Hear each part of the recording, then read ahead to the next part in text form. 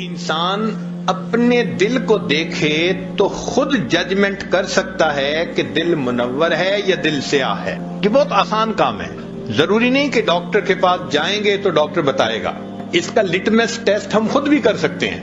مثلا دل سیاہ ہونے کی علامتیں: پہلی بات، گناہ کی جھجک ختم ہو جاتی ہے. بیوی پوچھتی ہے دیر سے کیوں آتے ہیں؟ بس میں آتا ہوں، میرا کام ہے.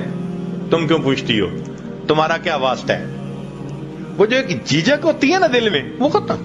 اچھا کوئی کیا کر لے گا؟ بیٹا کہتے ہیں ابو کو پتہ بھی چل گیا کیا ہو جائے گا.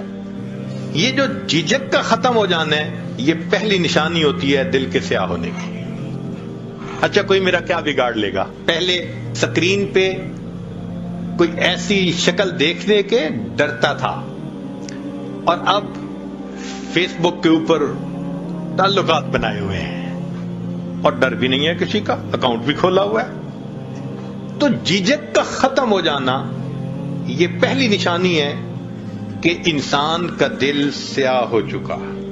دوسری بات، نیکی کا بوجھل محسوس ہونا. نماز کو دل نہیں کرتا، مسجد آنے کو دل نہیں کرتا، نیک لوگوں سے ملنے کو دل نہیں کرتا، کسی بیان میں آنے کو دل نہیں کرتا، اللہ کے راستے میں نکلنے کو دل نہیں کرتا، تلاوت کو دل نہیں کرتا. یہ نیکی کا بوجھل محسوس ہونا، یہ گناہ دل کے سیاہ ہونے کی دوسری علامت ہوتی ہے. اور تیسری بات کہ اگر کوئی سمجھائے تو سمجھانے والا بڑا برا لگتا ہے. میں اسے سمجھوں ہوں دشمن جو مجھے سمجھائے ہے. کہتے مجھے سمجھاتے کیوں ہیں؟ ماں باپ کیوں سمجھاتے ہیں؟ خامد کہتے ہیں بیوی کیوں مجھے ہر وقت یہ باتیں کرتی رہتی ہے؟ بیوی کہتی ہے خامد مجھے کیوں سمجھاتا ہے؟ بھئی جو سمجھا رہا ہے وہ تو خیر خواہ ہے، مگر دل جب سیاہ ہوتا ہے تو خیر خواہ بدخواہ نظر آ رہا ہوتا ہے. تو یہ تین علامات ہیں دل کے سیاہ ہونے کی، اور تین ہی علامات ہیں دل کے منور ہونے کی. پہلی علامت چہرے پہ نور ہونا. جو نیکی کرے گا اللہ تعالیٰ اس کی نیکی کا نور اس کے چہرے پہ سجا دے گے. چہرے کو دیکھ کے سکون ہوتا ہے، چہرے کو دیکھ کے اللہ یاد آتا ہے. یہ اللہ والوں کے چہرے اس بات کی علامت ہوتے ہیں. فرمایا میرے بندے جتنا چاہے چھپ کر میری عبادت کر، میں تیری عبادت کے نور کو تیرے چہرے پہ سجا دوں گا. یہ اللہ نے میک اپ کر دیا ہوتا ہے ان کا.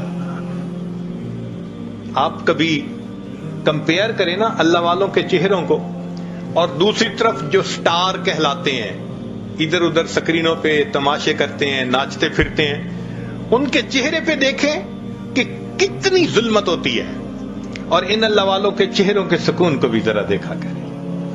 فرق واضح نظر آتا ہے.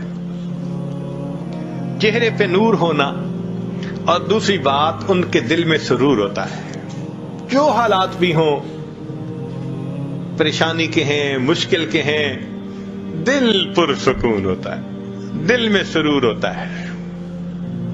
جائیے کس واسطے اے درد میں خانے کے بیچ، جائیے کس واسطے اے درد میں خانے کے بیچ، کچھ عجب مستی ہے اپنے دل کے پیمانے کے بیچ.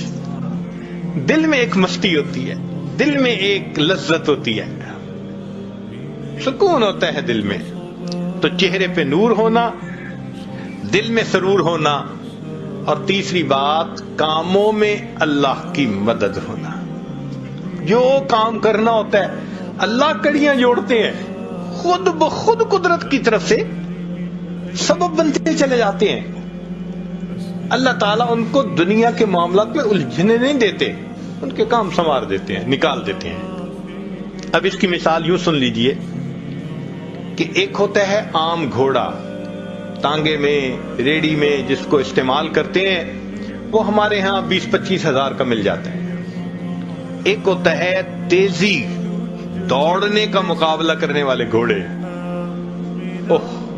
کروڑوں میں، 2 کروڑ اور 4 کروڑ اور 12 کروڑ ان کی قیمتیں ہوتی ہیں. ان کی نسل، ان کی ہر چیز، ان کے لیے کتنی خدمت کرنے والے لوگ رکھے جاتے ہیں، ان کی خوراک کا خیال رکھا جاتا ہے. اب اگر کوئی ریکارڈ بنانے والا گھوڑا ہو تیز رفتاری کا، اور اس کے مالک سے کوئی آ کے کہے ذرا اپنا گھوڑا دے دو، میں نے یہ اپنے تانگے کے اندر اس کو استعمال کرنا ہے، وہ کہے گا میرا تیزی کا مقابلہ جیتنے والا گھوڑا، ریکارڈ قائم کرنے والا گھوڑا تانگے میں کبھی نہیں میں دے سکتا۔ جس طرح اللہ تعالیٰ تیزی کا مقابلہ جیتنے والے گھوڑے کو دنیا کا مالک گدے گاڑی میں باندھنا پسند نہیں کرتا، اللہ تعالیٰ بھی دین کا کام کرنے والے اپنے بندوں کو دنیا کی گدے گاڑی میں باندھنا پسند ہی نہیں فرماتا۔ پھر کوئی دنیا کے معاملات ہوتے ہیں، اللہ سمیٹ دیتے ہیں، اللہ سمیٹ دیتے ہیں، یہ تو میرا بھاگنے والا گھوڑا ہے، یہ تو میرا دین کا کام کرنے والا، یہ تو نیکی عبادت کرنے والا میرا بندہ ہے، کیوں اس کو میں دنیا کے معاملات میں الجھاؤں؟ تو اللہ تعالیٰ اس کو محفوظ فرما لے۔